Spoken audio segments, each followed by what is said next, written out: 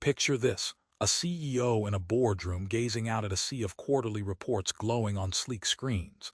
Everyone waiting to declare victory or admit defeat.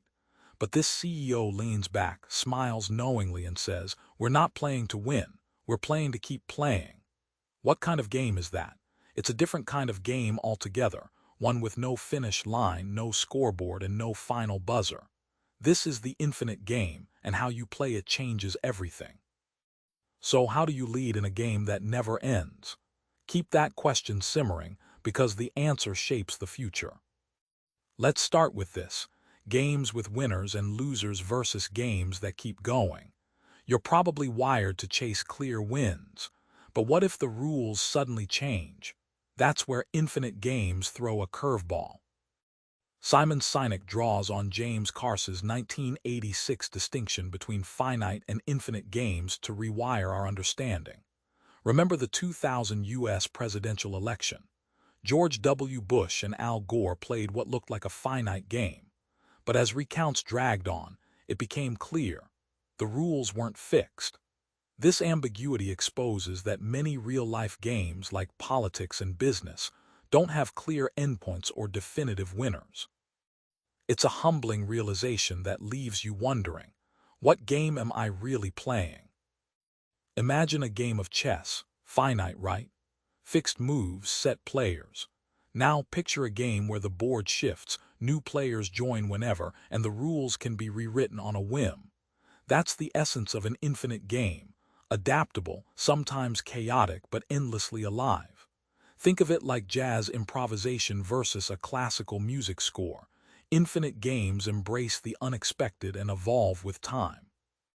The stunning twist. In infinite games, winning is an illusion. Instead of crossing a finish line, the goal is to stay ahead of your competition and keep the game alive. This mindset shifts how leaders act, from chasing short-term triumphs to making decisions that endure. You're not aiming for a trophy, but longevity, resilience, and impact that reverberate well beyond the moment. So you're playing an infinite game. Good. But how do you think like an infinite player? This mindset isn't just optimism, it's a strategic overhaul. It reshapes everything you value. Paul O'Neill, Alcoa's CEO from 1987, stunned Wall Street by declaring worker safety his top priority. At first, investors scoffed. The numbers didn't promise immediate profit. But O'Neill knew this wasn't a sprint. He chose to play infinite. By focusing on safety, productivity soared, accidents dropped dramatically, and profits followed years later. This story isn't just about safety. It's about what happens when someone stops chasing short-term wins and commits to the long haul. Trust is the lifeblood of infinite players. Imagine a high-wire circus troupe. Every performer relies entirely on one another's balance and timing.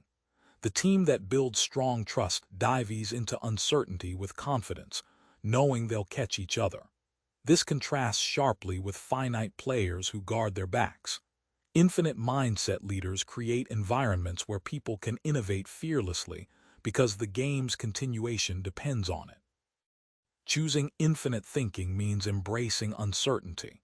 You might forgo flashy achievements today in favor of a just cause, an inspiring, future-focused mission that holds your organization together. Think of it like planting a giant oak tree. You don't enjoy the shade immediately, but decades later, the strength and stability are undeniable. That's the power of endless commitment. It turns work into meaning. Here's a secret weapon of infinite games: the just cause. It's not just a slogan, it's the compass that guides you when everything else shifts shape.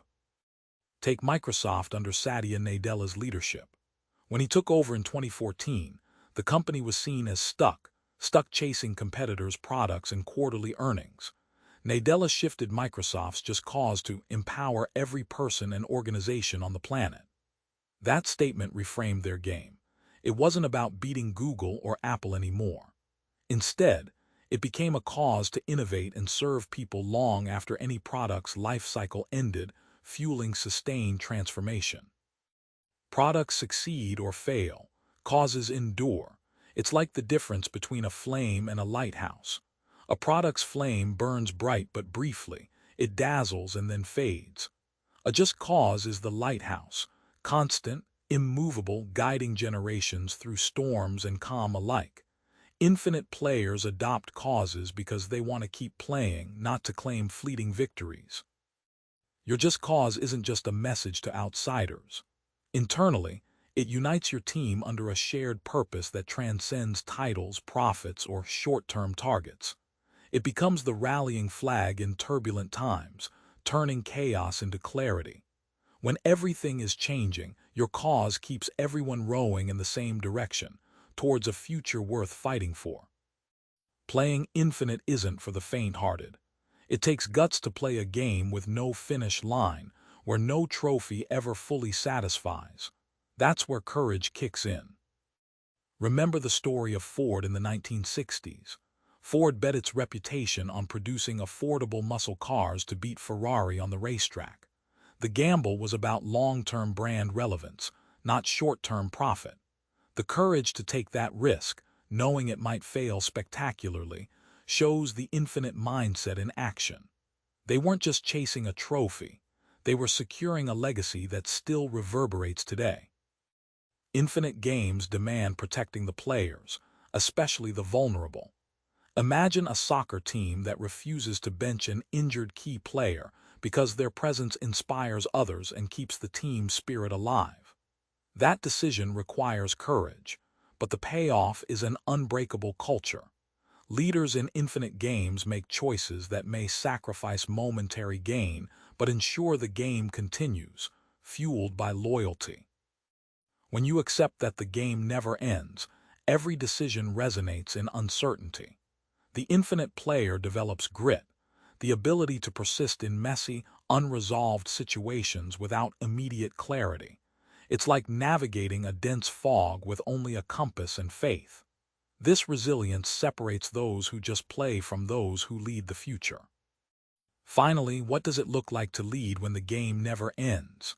Spoiler: it's less about control and more about stewardship, a radically different playbook for leadership. Sinek highlights companies like Patagonia, which relentlessly innovate not just to beat competitors, but to enrich their ecosystem. Their leaders cultivate environments where curiosity flourishes and failure is part of the journey, not feared.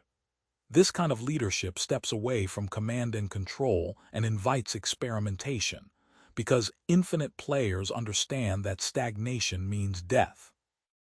You might expect rivals to be enemies in an infinite game, but here's the paradox: worthy rivals are your best teachers. Sinek points to Apple and Microsoft's long rivalry, which pushed both to excel endlessly. Without worthy rivals pushing boundaries, innovation stalls. Leaders learn to embrace competition as a catalyst, not a threat, transforming the game forever. Leading with an infinite mindset means thinking decades beyond your tenure. It means building organizations so resilient, values so ingrained, and visions so magnetic that future leaders continue the journey. Your legacy isn't a trophy or a title. It's the ability of the game you steward to evolve, flourish, and inspire long after you're gone. Remember that CEO staring at the glowing screens. He wasn't interested in a one-time score. By embracing the infinite game, he chose to build a legacy, a cause bigger than fleeting wins. You don't have to finish first to have the greatest impact. You just have to decide to keep playing. Try this. Pick one area in your life or work where you feel trapped by short-term wins and ask, how would I play this if I never had to stop? That mindset shift might just rewrite your whole story. Subscribe for more book summaries like this one.